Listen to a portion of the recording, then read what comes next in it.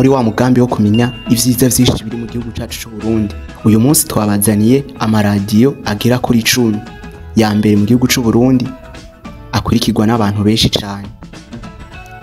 Benshi bagiye batwandikira batubaza ati nayahe maradiyo canke amasamirizi yumvirizwa n'abantu benshi i Bujumbura no mu ntara hagati. Ivyo vyose twabibegeranirije. Uyu munsi tugiye kubibasangiza. Woza kubana natwe kugeza turangiza. Uza gutaha umenye vyinshi bitandukanye. Wewe twatanguranye ntihenze ndazi umaze kumenya vyinshi utaruzi. Ndakwibutsa ko wowe mushasha uje kuri no channel yacu ya YouTube ushobora kuraba munsi hari vyinshi twagiye dushira kuri runo rubuga rwacu ushobora kumenya nawe. Ndakwibutsa ko kugira ushobore kubana natwe buri munsi ushobora gukora subscribe canke s'abone.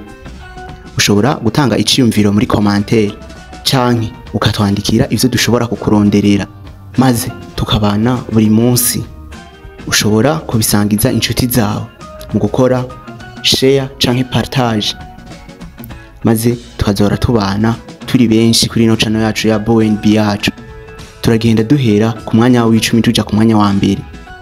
Amasamirizi 10 akunzwe mu gihugu. Turagenda duhera ku mwanya w'10. Ku mwanya w'10 turasanga iradiyo yitwa Buntu. Ino radio akaba ari ijwi ry'imfuvyi n'abafakazi. Ikabiri Ingozi aho abo benshi bazi nka Mwumba neza na neza Ibuye.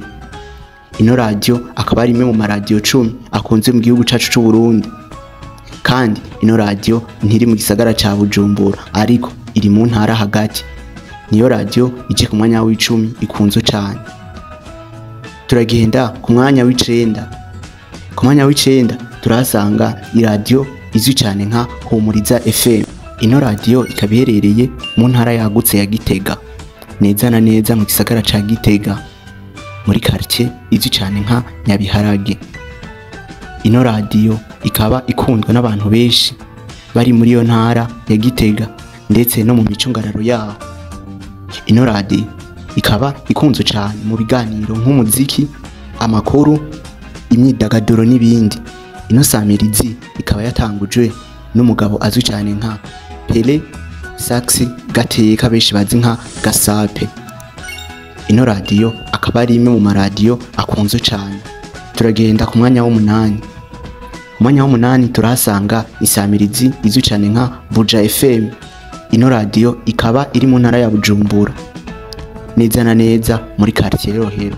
Ino radio akaba ari imwe mu maradiyo yavuzwe gose ko akunzwe mu gihugu cacu c'u Burundi. Ino radio ikaba yaje ku mwanya w'8. Ikaba ikundwa ku biganiro bikurikira. Haraza ikiganiro Hit Connection. Iki akaba ari kimwe mu biganiro bihuza abaririmbyi n'abandi, aho kino kiganiro cemezwa ko cadugije abantu benshi batandukanye mu muziki wabo. Ikongera ino radio igatangaza n'inkino zitandukanye muri sport. Turagenda ku mwanya ugira 7. Ku mwanya ugira 7 turasanga iradiyo canke isamirizi izwi cyane nka Kazoza FM. Ino samirizi ya Kazoza FM akaba ari imwe mu masamirizi akunzwe cyane mu Burundi. Ino radio akaba ari imwe mu maradiyo yadugije impano nyinshi zitandukanye mu muziki, iterambere n'ibindi. Iyi nayo akaba ari imwe mu maradiyo akunzwe hano mu gihugu cacu c'u Burundi. Ikabisamirana mu ntara ya Bujumbura ndetse no hagati mu gihugu. Ku mwanya ugira 6 twahasanze iradiyo zikera kuri 2. Izi nazo ni radio zivuga ijambo ry'Imana. Twahasanze iradiyo izwi cyane nka Radio Maria, ni radio izwi cyane nka Destiny FM. Ino Radio Maria ikaba ikunzwe cyane ku bintu bijanye n'iyobokamana. Turavuga ibisabisho n'ibindi bitandukanye. Tugenda tuja kuri Destiny FM. Iyi ni imwe mu maradiyo akunzwe cyane. Akunze kubatanga ibiganiro bijanye n'ijambo ry'Imana, indirimbo n'ibindi. Abantu benshi bakaba bayimenyeye ku kiganiro citwa Umuntu w'umutima. Iki kikaba ari kiganiro cyashoboye kumenyekana gose kuri ino radio. Ino radio Destiny FM ikabiri Bujumbura neza na neza mu nyubakwa za Eglise El Shaddai ikaba iri mu Kabondo. Imbere yo kubabarira kuva ku mwanya wa gatanu gushika ku mwanya wa mbere, tubanje kubashimira mwebwe mwashoboye kubana natwe kuva dutangura gushika kuri uno munsi, aho twakwije abantu bagera ku 10,000 badukwirikirana. Twongera duha ikaze bashasha baje kuri no channel yacu ya YouTube, tubabwira muti mwe mwakoze subscribe, muri abantu bakuru, muri inshuti zacu zakadasohoka. Twibutsa ko ushobora gukora subscribe canke s'abone kugira uzohora ubana natwe buri munsi. Ushobora gutanga iciyumviro muri commentaire, iciyumviro cawe nico gikuru kuruta vyose. Twongera tubabarira ko ushobora gukora like kugira uzohore uba mu bambere babone ibiganiro vyacu. Wongera ubisangiza n'inshuti zawe mu gukora share canke partage. Turabakunda muri abantu bacu. Tugenda tubandanya ku mwanya wa mbere gushika ku mwanya wa gatanu. Reka duhere ku mwanya wa gatanu, aho ku mwanya wa gatanu tuhasanga isamirizi izwi cyane nka Radio Indundi Culture. Yahoze ari radio y'imico kama, ikaba yahinduriwe Indundi Culture. Ino radio nayo iri mu maradio 10 ya mbere akunze mu gihugu, akaba ari radio iri privé. Ino radio ikaba neza na neza isamiranera mu gihugu cose. Ino samirizi ikaba ifise ibiganiro vyinshi bitandukanye, umuziki, amakuru y'inkino n'ibindi bijanye n'imico kama. Ino radio neza na neza ikabiri muri quartier asiatique. Turagenda ku mwanya ugira kane. Ku mwanya ugira kane turahasanga iradio izwi cyane nka Radio Bonesha FM. Ino radio ikaba ari imwe mu maradio akunze kandi amazigiye muri kino gihugu cyacu cy'u Burundi. Ino radio ikaba ifise ibiganiro vyinshi bikunzwe. Turavuga nk'ikiganiro benshi bazi nka womenya, amakuru n'ibindi vyinshi bitandukanye.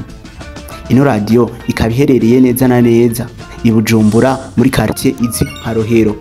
Turagenda ku mwanya ugira gatatu. Ku mwanya ugira gatatu turahasanga iradio izwi cyane nka Isanganiro, akaba ari radio ifise na televiziyo.